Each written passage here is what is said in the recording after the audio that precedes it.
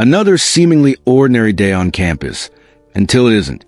A pregnant black woman walks across the university quad, unaware she'll soon face public humiliation from those claiming to fight for freedom. They'll mock her service, burn what she fought for, then need her most. Where are you watching from? Comment below. Lisa Johnson adjusted her simple navy cardigan over her 7-month pregnant belly as she climbed the stone steps of Atlantic University's main campus. At 48, her face carried the gentle wisdom of experience. Skin weathered but dignified, her short, natural hair showing distinguished touches of gray. Despite her modest appearance in worn jeans and comfortable flats, something in her posture, spine straight, shoulders squared, hinted at a lifetime of discipline. The autumn breeze carried excited voices across the quad, where students gathered around colorful banners announcing Free Speech Day. Lisa checked her watch. Still 30 minutes before her Psychology of Trauma class, part of her degree program to help fellow veterans heal from war experiences. After 20 years as a Marine Corps Staff Sergeant with 3 tours overseas, classroom battles should have been easy. Yet since starting her degree 3 months ago, she felt increasingly out of place. Too old, too disciplined, too different from these young minds who'd never known war. Just get through today, she whispered, touching the small Marine Corps pendant hidden beneath her shirt. Her baby kicked as if in agreement. Near the central fountain, a crowd grew louder. A tall student with a bullhorn rallied others with passionate gestures. Taylor Williams, campus activist, editor of the student newspaper, and increasingly vocal critic of military presence in universities. Their eyes met briefly across the distance. Taylor's narrowed with recognition, then deliberate disdain. Lisa breathed deeply, squared her shoulders again, and continued walking, the way her drill instructor had taught her. Forward, always forward, no matter what waited ahead. Well, if it isn't our resident baby factory for military-industrial complex, Taylor's amplified voice cut through the crowd as Lisa passed the gathering. Students turned, some laughing, others looking uncomfortable but silent. Lisa paused, one hand instinctively resting on her belly, the other clutching her textbooks tighter. I was just explaining how universities should be sanctuaries of progressive thought, Taylor continued, stepping forward with a bullhorn, not recruitment centers for imperial violence or rehabilitation programs for its tools. A few students shifted uneasily. Most watched with that peculiar detachment of the digital generation, half present, half recording, fully uncommitted. I'm just trying to get to class, Lisa said evenly, her voice calm despite the quickening heartbeat she felt against her ribs. Taylor smirked, handing the bullhorn to another student before approaching. Standing too close, voice pitched to carry. Aren't you a little old to be playing college student? A little old to be having a baby? Someone in the crowd snickered. Someone else whispered, That's messed up. I served my country for 20 years, Lisa replied, maintaining eye contact. Now I'm getting an education to better serve veterans with PTSD. My age and my pregnancy aren't relevant to this conversation. Serve your country? Taylor laughed, arms spread wide to play to the audience. You mean you helped oppress brown people overseas so rich white men could get richer? That's not service. That's complicity. More students gathered now. Phones recorded. No one intervened.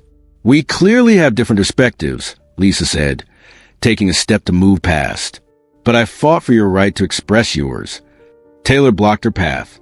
Oh, please. Save the patriotic propaganda for someone who cares. We don't need your kind on this campus. Lisa felt her baby kick again, a reminder of why she wouldn't engage further. With dignity intact, she simply walked around Taylor and continued toward her class, ignoring the taunts that followed her. Lisa had barely settled into her seat in Professor Adler's trauma psychology lecture when the classroom doors burst open. Taylor entered, followed by at least 15 students carrying protest signs. Several held phones, filming everything. Sorry to interrupt, Taylor announced, not sounding sorry at all, but we're exercising our right to engage in educational discourse. Professor Adler, a thin man with nervous eyes, blinked rapidly. This is highly irregular. We're in the middle of... Free speech doesn't work around your schedule, Taylor cut him off, then pointed directly at Lisa. Especially when you're allowing military propaganda in your classroom. The room fell silent. 60 students turned to stare at Lisa, who remained seated, one hand protectively covering her belly. Ms. Williams, Professor Adler attempted, "This is completely inappropriate." "What's inappropriate?" Taylor interrupted. "Is pretending that someone who participated in systemic violence can objectively study trauma when they've been inflicting it globally." Lisa felt her heart race, but kept her breathing steady. Combat breathing, for counts in, for counts out, the way she taught countless Marines under fire. Ms. Johnson hasn't spoken a word. A student near Lisa objected. "She doesn't need to," Taylor scoffed. "Look at her, nearly 50 and pregnant. Probably trying to raise another soldier for America's endless wars. Recruiting starts in the womb now, huh?" Several students looked uncomfortable, but most remained silent observers, passive audiences to the spectacle. Lisa finally stood, gathering her books. "This class is about healing trauma, not creating it. I'll excuse myself today." "Running away?" Taylor taunted. "Isn't that against your precious military code?" Lisa paused at the door, turning to face Taylor. "In the Marines, we're taught to distinguish between battles worth fighting and unnecessary provocation. This falls into the latter category." "Oh, please." Taylor rolled her eyes. "Save the warrior wisdom. Meet us at the quad at noon if you really believe in dialogue. We're having a demonstration about American imperialism. You can explain to everyone why you're so proud of participating in it." As Lisa exited, she heard Taylor's voice behind her. "See how they always walk away when confronted with truth?" Professor Adler's feeble attempts to regain control of his classroom faded as Lisa walked down the empty hallway, heart heavy but resolve unbroken. By noon, the main quad had transformed into a sea of protesters. At least 200 students gathered around a makeshift platform where Taylor stood triumphant, bullhorn in hand. Campus security officers lingered at the edges, clearly instructed to allow the demonstration while maintaining distance. Lisa hadn't planned to attend, yet something pulled her there, perhaps the same sense of duty that had guided her military career. She stood quietly at the back of the crowd, almost invisible despite her pregnant form. "Today we're exposing the symbols of American imperialism." Taylor's voice boomed. "The same imperialism that people like her support." A finger pointed directly at Lisa, suddenly spotlighted as students turned to stare. Two protesters unfurled an American flag, holding it stretched between them. "This piece of cloth represents global oppression," Taylor continued, "while people like our pregnant military hero back their pretended stands for freedom." Lisa stepped forward involuntarily. "You're entitled to your opinion, but nothing." Taylor cut her off. "Let's show what we think of your precious flag." A student handed Taylor a lighter. The flame caught the corner of the flag, fire spreading quickly across the stars and stripes. Students cheered as burning pieces fell to the ground. Lisa stood motionless, face composed despite the pain in her eyes. 20 years of raising that flag, of saluting it, of watching it draped over coffins of friends who never came home. Look at her face. Taylor mocked. "She actually believes this means something. Tell us, Grandma, how many people died for your precious cloth? Was it worth it?" Lisa's hands trembled slightly, but her voice remained steady. "That flag represents a constitution, which protects your right to burn it. I don't agree with what you're doing, but I defended your freedom to do it."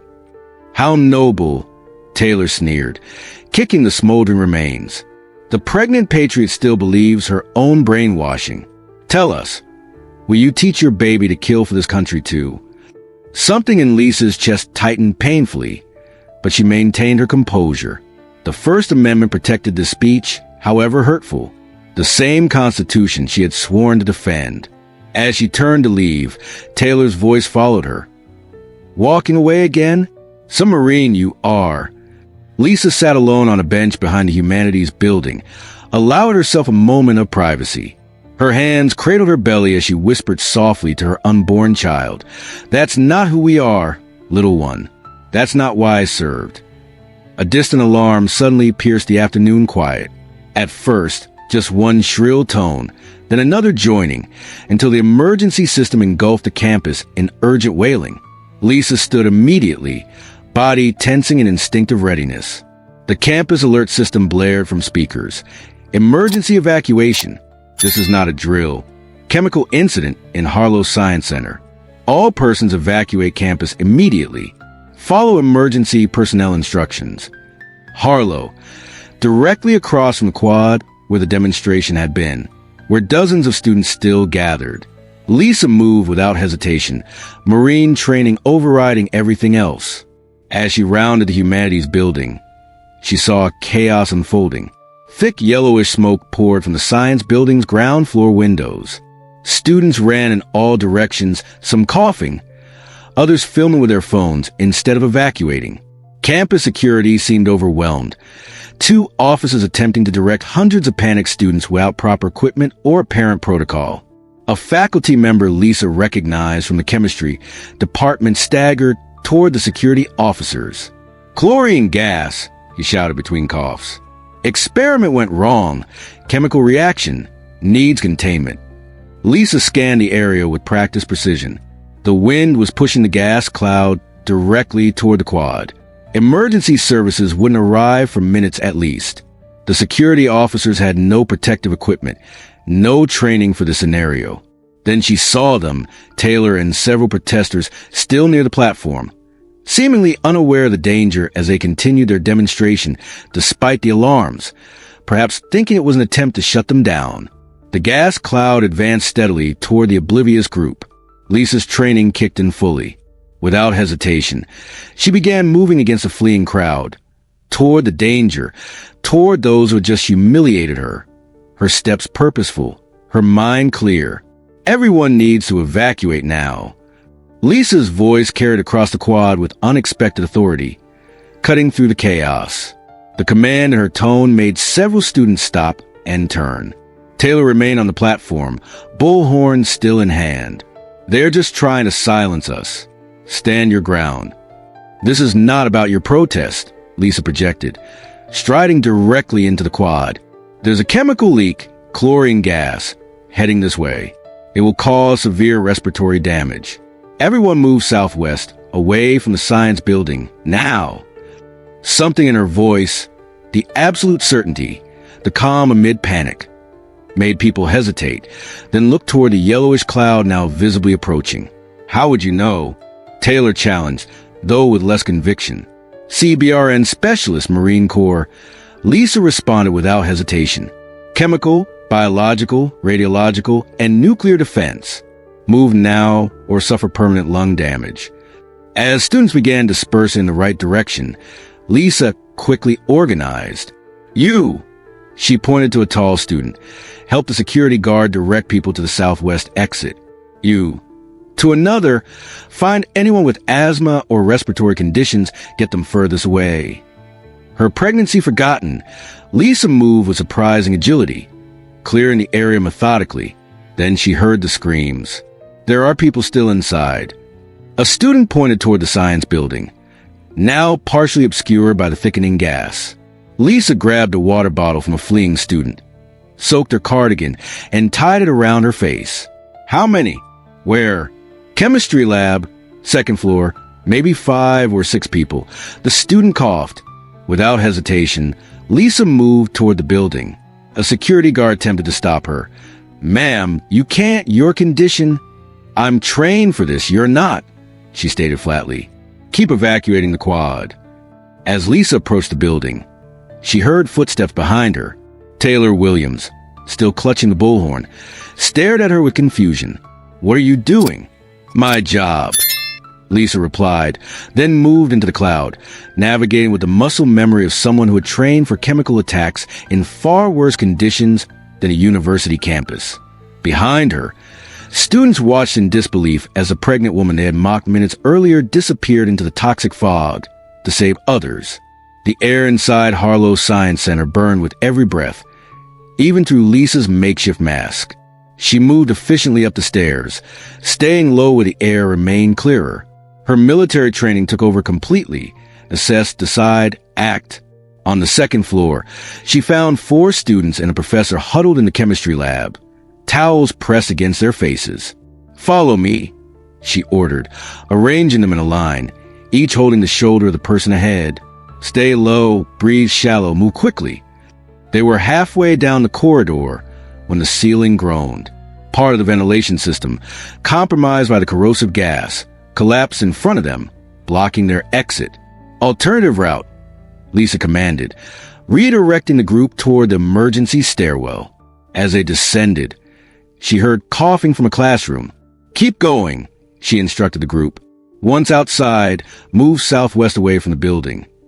Lisa pushed open the classroom door to find Taylor Williams, who had apparently followed her into the building, now trapped and struggling to breathe. "Why?" Taylor coughed violently. "Did you come back?" Lisa didn't answer. Instead, she removed her soaked cardigan mask and tied it around Taylor's face. "Stay behind me, hand on my shoulder, don't let go." The journey through the increasingly toxic building taxed Lisa's lungs and strength. Her pregnancy made breathing even more difficult as her diaphragm had less room to expand. Every step felt heavier than the last. As they finally emerged from the building, emergency responders had arrived. Lisa guided Taylor directly to a paramedic before doubling over in a coughing fit. "She's pregnant," Taylor shouted as medical personnel rushed forward. Within moments, Lisa was on a stretcher with an oxygen mask. As paramedics assessed her, a university administrator approached. Staff Sergeant Johnson. He addressed her with unexpected recognition. "I was just informed of your background." Taylor, still being treated nearby, looked up in confusion. "Ms. Williams," the administrator continued, "you were just rescued by one of the Marine Corps' most decorated CBRN specialists." Staff Sergeant Johnson served 3 tours, received 2 Bronze Stars for rescue operations in chemical warfare conditions, and trained over 500 Marines in chemical defense. Taylor stared at Lisa, perception visibly reshaping behind her eyes. As the pregnant woman she had mocked was revealed as a hero whose training and courage had just saved her life. 3 hours later, the University Medical Center's waiting room buzzed with subdued conversation. The chemical emergency had been contained. Miraculously, no lives lost, though 20 students were still under observation for respiratory distress. Lisa sat on an examination table, a fetal monitor strapped to her belly, reassuring steady heartbeats filling the room. "Both you and the baby are stable," the doctor confirmed, removing her stethoscope. "But I want you on oxygen for another hour as a precaution. Your quick action saved lives today, but please remember you're carrying another life too." A soft knock interrupted them. Taylor Williams stood in the doorway, no longer the fierce activist, but subdued young woman with reddened eyes and humility in her posture. "May I come in?" she asked quietly. Lisa nodded, and the doctor excused herself. Taylor approached slowly, struggling to maintain eye contact. "They told me what you did, not just today, but before your service record." Lisa adjusted the oxygen cannula in her nose. "That doesn't change any of the issues you were protesting." "No," Taylor agreed, "but changes how I see you." She placed something on the bed. The Marine Corps pendant Lisa had lost during the rescue. They found this in the hallway. Lisa took it, fingers tracing the eagle, globe, and anchor emblem. "I don't understand," Taylor continued, voice cracking. "After everything I said, after burning the flag, you still came back for me." "That's what that flag really means," Lisa replied simply. "Not blind patriotism. The belief that every life has value, even those who disagree with you." The university president entered with 2 security officers, interrupting the moment. "Staff Sergeant Johnson, on behalf of Atlantic University, I extend our deepest gratitude and most sincere apologies for today's events." He approached formally. "We've reviewed security footage of the incident before the chemical emergency. The trustees have unanimously agreed to offer you a full scholarship to complete your degree, and we're establishing a new campus policy on respectful dialogue." Taylor stepped forward unexpectedly. "And I'd like to apologize publicly in the student paper. And maybe interview you about your experiences, if you're willing." Lisa looked between them, hand still resting on her belly where a child, the next generation, grew safely. I think that would be a good place to start. 2 weeks later, Atlantic University's campus had transformed.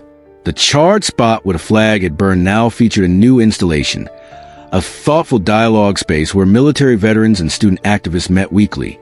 Lisa Johnson, still visibly pregnant but now treated with quiet respect wherever she went, led the first session alongside Taylor Williams.